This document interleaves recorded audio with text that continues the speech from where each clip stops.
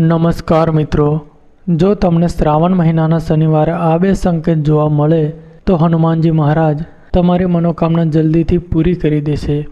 મિત્રો, આ સંકેત એવા છે કે જે લોકોને પણ આ બે સંકેત મળે છે તો તે હનુમાન દાદાની કૃપાથી બહુ જ આગળ પ્રગતિ કરી શકે છે।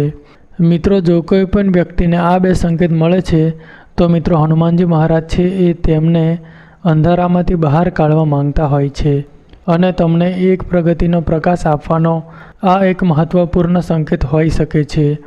મિત્રો, શ્રાવણનો પવિત્ર મહિનો એટલે ભક્તિ, શ્રદ્ધા અને આત્મવિશ્વાસનો સમય। આ દિવસોમાં ભગવાનનું સ્મરણ કરવાથી મનને શાંતિ મળે છે અને જીવનની મુશ્કેલીઓ વચ્ચે પણ માણસને આગળ વધવાની શક્તિ મળે છે। મિત્રો, ઘણી વખત આપણા જીવનમાં એવી પરિસ્થિતિ આવે છે જ્યારે આપણે ખૂબ જ મહેનત કરતા હોઈએ છીએ, ભગવાનની પ્રાર્થના કરતા હોઈએ છીએ, મંદિરે જતા હોઈએ છીએ, હનુમાન ચાલીસાનો પાઠ કરતા હોઈએ છીએ, છતાં પણ આપણને પરિણામ મળતું નથી। ત્યારે મનમાં એક સવાલ ઊભો થાય છે કે શું ભગવાન તમારી પ્રાર્થના સાંભળતા નથી? શું તમારી ભક્તિમાં કોઈ કમી રહી ગઈ છે? પરંતુ મિત્રો, દરેક મુશ્કેલીનો અર્થ ભગવાન આપણાથી દૂર છે એવો નથી। ઘણી વખત મુશ્કેલી આપણને અંદરથી મજબૂત બનાવવાની તક પણ બની શકે છે।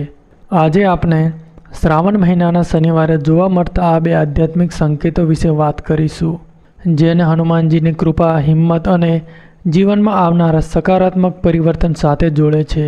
પરંતુ મિત્રો, એક વાત શરૂઆતમાં જ સમજવી ખૂબ જરૂરી છે કે આવા સંકેતોને અંધશ્રદ્ધા તરીકે નહીં, પરંતુ આત્મચિંતન અને સારા કર્મ તરફ પ્રેરણા આપતા આધ્યાત્મિક અનુભવ તરીકે સમજવા જોઈએ। જો તમે પણ બજરંગબલીમાં શ્રદ્ધા ધરાવો છો તો આ આખો વિડીયો અંત સુધી જરૂર સાંભળજો। અને મિત્રો, જો તમારા હૃદયમાં હનુમાનજી માટે શ્રદ્ધા હોય તો કોમેન્ટમાં પ્રેમથી એક વખત જય શ્રી રામ, જય હનુમાન જરૂર લખજો। મિત્રો, હવે વાત કરીએ એ પહેલા સંકેતની।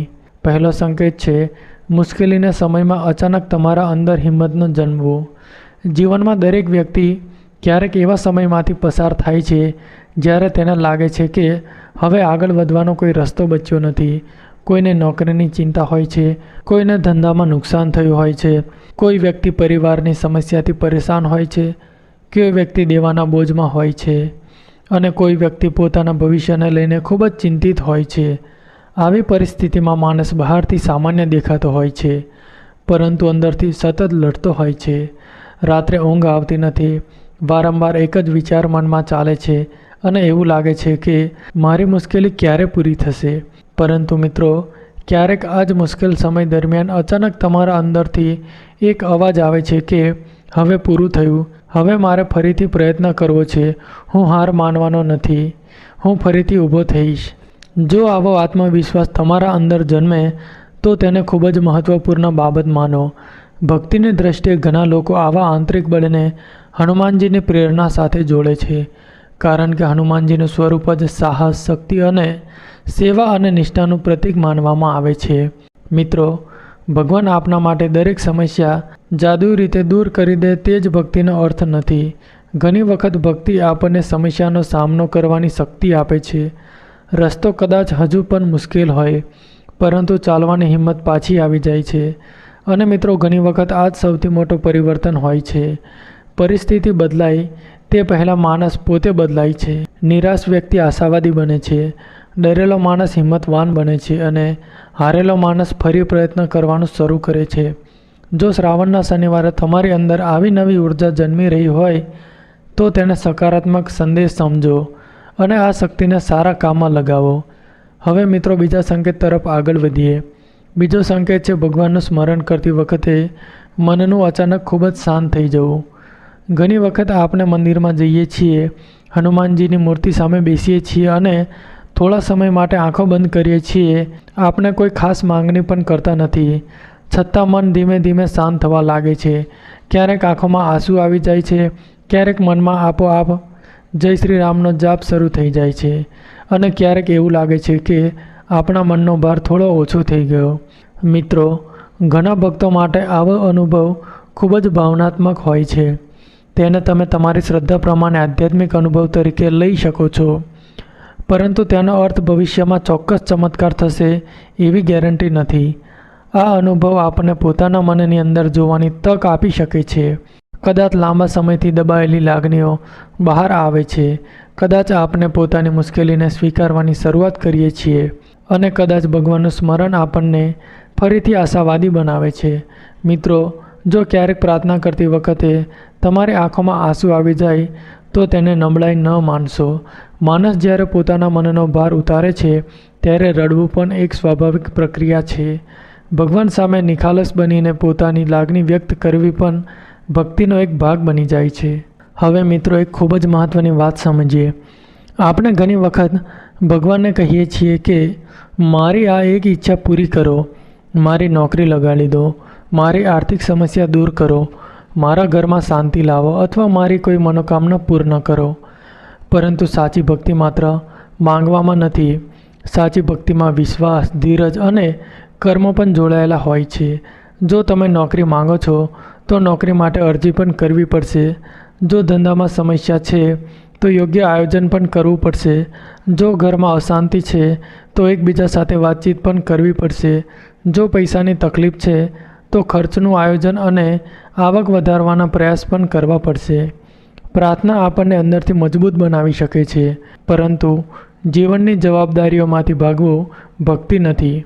હનુમાનજીની કથા આપણને સતત પ્રયત્ન અને કર્તવ્યનું મહત્ત્વ શીખવે છે. મિત્રો, તમે હનુમાનજીના જીવનને જુઓ તો એક વાત સ્પષ્ટ સમજાય છે કે જ્યાં કામ મુશ્કેલ હતું ત્યાં તેઓ પાછળ હટ્યા નહીં. જ્યારે શ્રી રામનું કાર્ય સામે આવ્યું ત્યારે તેમણે પોતાની શક્તિ પર વિશ્વાસ કર્યો અને સંપૂર્ણ સમર્પણ સાથે કાર્ય કર્યું. આ જ ભાવ આપણે આપણા જીવનમાં પણ લાવી શકીએ છીએ. કદાચ આપણા જીવનમાં સમુદ્ર પાર કરવાની જરૂર નથી, પરંતુ આપણા માટે પણ કોઈ મોટો પડકાર હોઈ શકે છે. કોઈ માટે તે પરીક્ષા હોય છે, કોઈ માટે નોકરી છે, કોઈ માટે ધંધો છે, કોઈ માટે પરિવારની જવાબદારી છે અને કોઈ માટે પોતાના ડર પર જીત મેળવવી છે. મિત્રો, જ્યારે તમે આ પડકાર સામે ઊભા રહો ત્યારે પોતાના મનમાં કહો કે હું પ્રયત્ન કરીશ, હું ધીરજ રાખીશ અને હું હાર નહીં માનું. હવે મિત્રો, એક નાની પ્રેરણાદાયક વાત સમજીએ. એક યુવક ઘણા મહિનાઓથી નોકરી શોધી રહ્યો હતો. તેને ઘણી જગ્યાએ અરજી કરી, ઇન્ટરવ્યૂ આપ્યા, પરંતુ દરેક જગ્યાએ કોઈને કોઈ કારણસર તેની પસંદગી થઈ નહીં. થોડા સમય પછી તેનો આત્મવિશ્વાસ એટલો ઓછો થઈ ગયો કે તેને લોકો સાથે વાત કરવાનું પણ ઓછું કરી દીધું. એક દિવસ શનિવાર હતો અને તે હનુમાનજીના મંદિરે ગયો. તેને ભગવાન પાસે મોટી માંગણી ન કરી, માત્ર થોડો સમય શાંતિથી બેઠો અને મનમાં કહ્યું કે હે બજરંગબલી, મને સાચો માર્ગ બતાવજો અને મને હિંમત આપજો. મંદિરથી બહાર આવ્યા પછી તેને અંદરથી એક વિચાર આવ્યો કે હું ફરીથી પ્રયત્ન કરીશ. તેને ઘરે જઈને પોતાનો બાયોડેટા સુધાર્યો, નવી જગ્યાઓ શોધી અને બીજા દિવસે ઘણી કંપનીઓમાં અરજી કરી. થોડા સમય પછી તેને એક જગ્યાએથી ફોન આવ્યો અને આખરે તેને નોકરી મળી. હવે મિત્રો, આ ઘટનાને કોઈ ચમત્કાર કહે કે કોઈ આત્મવિશ્વાસનું પરિણામ કહે, પરંતુ એક વાત ચોક્કસ છે કે ભક્તિએ તેને ફરીથી પ્રયત્ન કરવાની શક્તિ આપી.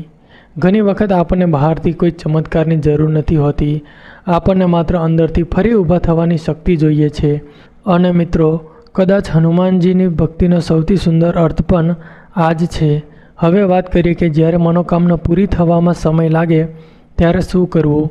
જો તમે ઘણા સમયથી પ્રાર્થના કરી રહ્યા છો અને હજુ સુધી તમારી ઈચ્છા પૂરી થઈ નથી, તો તરત જ એવું ન વિચારો કે ભગવાને તમને છોડી દીધા છે. જીવનમાં દરેક વસ્તુ પોતાના સમય પ્રમાણે થાય છે. કેટલીક વસ્તુઓ માટે સમય લાગે છે, કેટલીક બાબતો માટે યોગ્ય તકની જરૂર પડે છે અને કેટલીક બાબતો માટે આપણને પોતે તૈયાર થવું પડે છે. તમે આજે જે વસ્તુ માંગો છો તે કદાચ તમને કાલે મળે ત્યારે તમે તેને સંભાળી શકો તે માટે આજે જીવન તમને તૈયાર કરી રહ્યું હોય. તેથી મિત્રો, મુશ્કેલીમાં ધીરજ રાખવી ખૂબ જરૂરી છે, પરંતુ ધીરજનો અર્થ બેસી રહેવું નથી. ધીરજનો અર્થ છે પ્રયત્ન ચાલુ રાખીને પરિણામ સાથે સમય આપવો. હવે મિત્રો, શ્રાવણ મહિનાના શનિવારે હનુમાનજીની ભક્તિ કેવી રીતે કરી શકાય તે વિશે વાત કરીએ. તમે તમારી શ્રદ્ધા અને પરંપરા પ્રમાણે હનુમાનજીનું સ્મરણ કરી શકો છો. મંગળવારે અથવા શનિવારે મંદિર જઈ શકો છો, હનુમાન ચાલીસાનો પાઠ કરી શકો છો અને દીવો પ્રગટાવી શકો છો. જો ઘરે પૂજા કરો તો સ્વચ્છતા અને શાંતિનું ધ્યાન રાખો. પરંતુ મિત્રો, કોઈપણ ઉપાય કરતાં પહેલાં તેનો અર્થ સમજવો વધુ મહત્ત્વનો છે. જો તમે હનુમાનજીની પૂજા કરો છો તો તેમના ગુણોને પણ જીવનમાં ઉતારવાનો પ્રયત્ન કરો. કોઈ જરૂરિયાતમંદની મદદ કરો, વૃદ્ધ વ્યક્તિને સહાય કરો, ભૂખ્યા વ્યક્તિને ભોજન આપો, પક્ષીઓ માટે પાણી રાખો અથવા તમારી ક્ષમતા પ્રમાણે કોઈ સારા કાર્યમાં સહયોગ આપો. સેવા પણ ભક્તિનો એક સુંદર માર્ગ છે. તો મિત્રો, જો આ માહિતી તમને ગમી હોય તો વિડીયોને લાઈક કરી અને ચેનલને સબસ્ક્રાઈબ પણ કરી દેજો.